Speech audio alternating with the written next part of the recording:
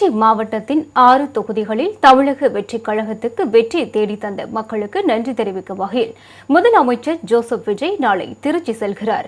தவிக தலைவரும் முதலமைச்சருமான ஜோசப் விஜய் தேர்தல் வெற்றிக்கு பிறகு முதல் முறையாக திருச்சிக்கு செல்கிறார்.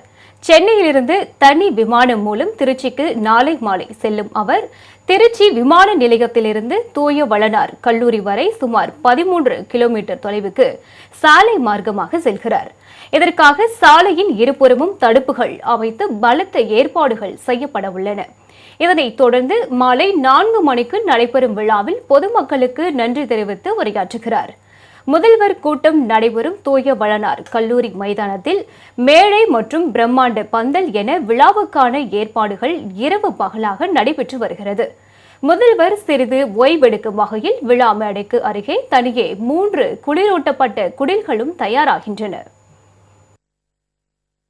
செயின்ட் ஜோசப் கல்லூரி மைதானத்தில் தன்னை வெற்றி பெற வைத்த திருச்சி கிழக்கு தொகுதி மக்களுக்கு நன்றி நவழ்கிறார்கள். இந்த விழா திங்கட்கிழமை மாலை 4 மணிக்கு நடைபெற இருக்கிறது.